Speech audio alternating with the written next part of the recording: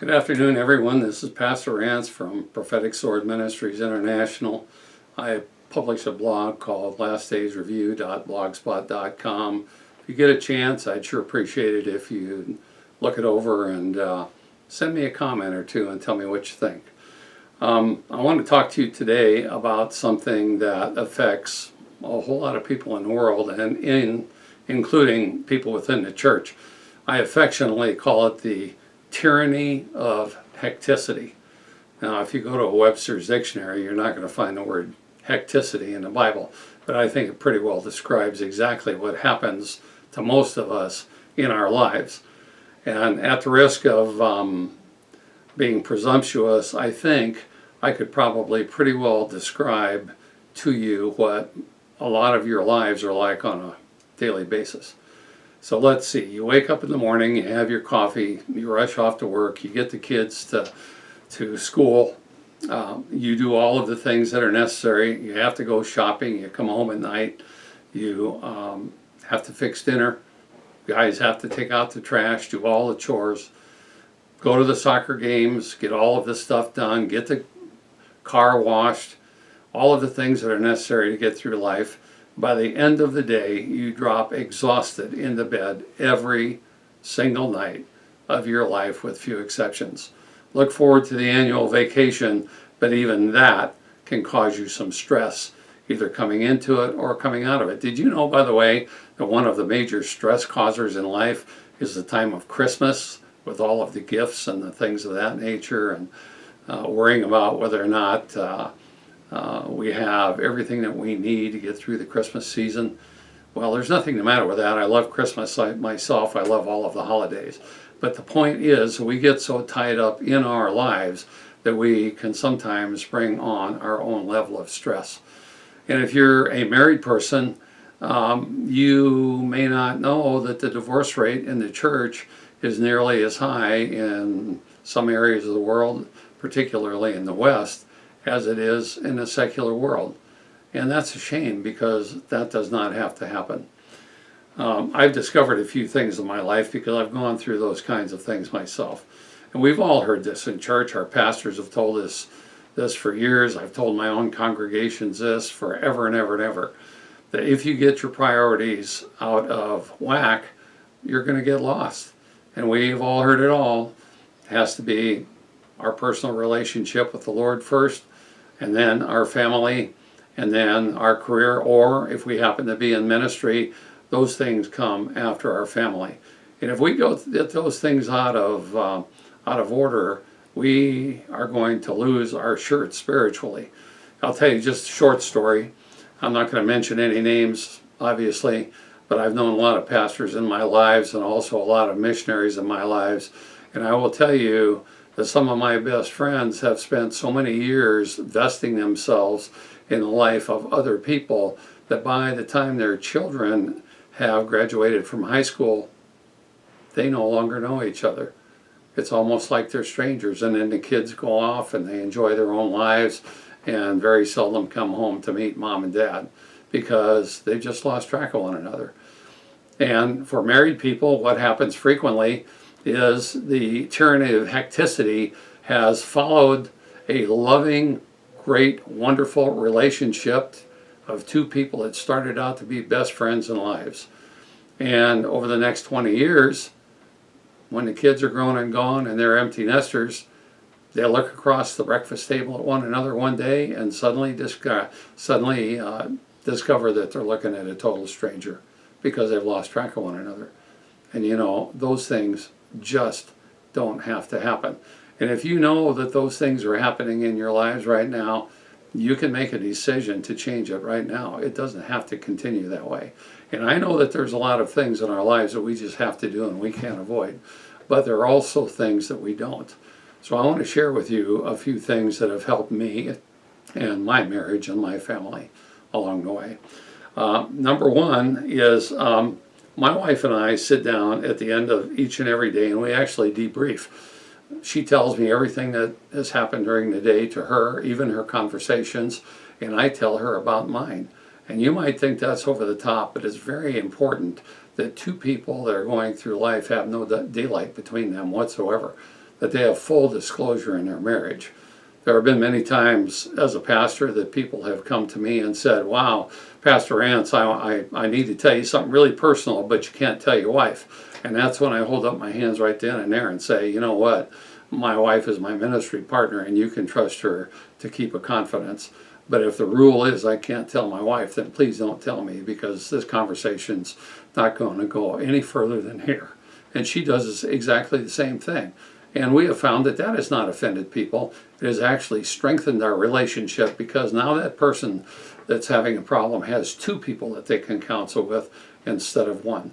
And so we share at the end of every day about all of the things, so that there are no surprises between us in our relationship. The next thing is that we have made an active decision a long time ago that all the computers and all of the electronic devices in our house go off at 5 o'clock. That's it. They're turned off. We keep one cell phone on in case there's a bona fide emergency. And when the phone rings, we can look at it, we can see who it is. And if it's not an emergency, we just send them a text and say, hey, you know what, we'll call you back tomorrow. And we don't have to use our time as a family dealing with problems of other people. We can do it on Monday morning, unless, of course, there is a bona fide emergency. Another thing that we do here is that we try our best to take a day off a week. If you ask the average Christian if they believe that the Ten Commandments still applies to them, they're going to say, oh yeah, go for it, brother, of course it does. Now my next question is, well, how about the fourth commandment? And that is a Sabbath day's rest, no work on the Sabbath. Now, I'm not coming at this from a legalistic viewpoint. You can't turn on the lights, can't turn off the lights, you can't cook, you can't drive your car. That's not what I'm talking about.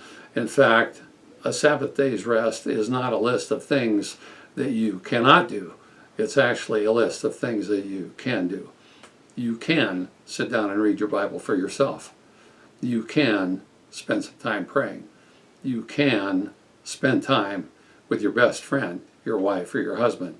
You can play with the kids, and you can throw the tennis ball for the dog. And you can have close friends or relatives over for a time of quiet talking and an intimate dinner. All of those things can happen on a Sabbath day's rest. But it is important for us that we do take a day off. Now, I fully understand there are some of you that in order to make ends meet, you have to work 7 days a week. And I do understand that. I really do. Sometimes it just can't be helped. But I want to remind you that the New Testament tells us that the Sabbath was made for men, not the other way around. In other words, men weren't made to celebrate the Sabbath. The Sabbath was made for men. The reason for that is because God knows in our humanly flesh that we cannot go 7 days a week without breaking down, without things happening in our lives that can end up destroying ourselves, our relationships, our marriages, and so forth. It is very important that we spend the time together as a family, and without that, we're going to have big problems in our lives. So I just want to tell you that if the tyranny of hecticity is something that is really bugging you, if you're going through every single day of your life and asking yourself, what is going on? What did I accomplish today that was worthwhile? Another thing that you can do, and I'll leave you with this thought. About every month, maybe 6 weeks, my wife and I, because we are in the ministry, we sit down and we make a list of all of the things that are beginning to encroach on our lives. And we're brutal about it. And we look at each and every one and we say, is this absolutely necessary for us to be doing this? And if the answer is no, take a great big red pen and scratch it out. And we have to continually adjust and do it this way because things do encroach, they come in. And it's so easy to say yes to everything in the world that comes our way. But we can't afford to say yes to everything, and neither can you. And so we have to adjust too. You know, we scratch those things out and we get back to the basics so that we can do the things that are important. We can spend time with our God. We can love Him. We can read His Word. We can spend time as a family with my wife, my son, my pets. We can enjoy our home.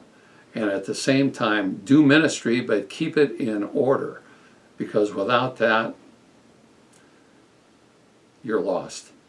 I can tell you about a family in particular that has raised so many children in their lives, so many orphan children in their lives, and it's a wonderful thing to do.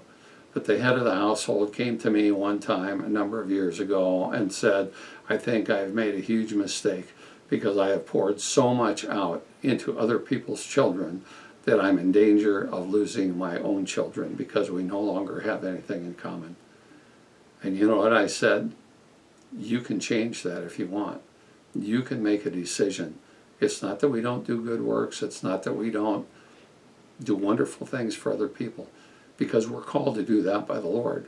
But our priorities have to be intact, or we are literally going to be looking across the breakfast table at a stranger in the course of time. I hope that doesn't happen to you, sincerely. This is Pastor Rant signing off today from Prophetic Sword Ministry International.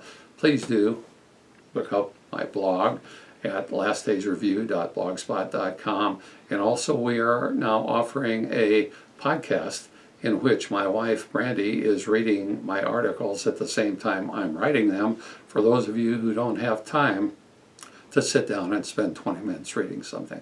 So thank you very much for your time. God bless you. We love you. See you next time.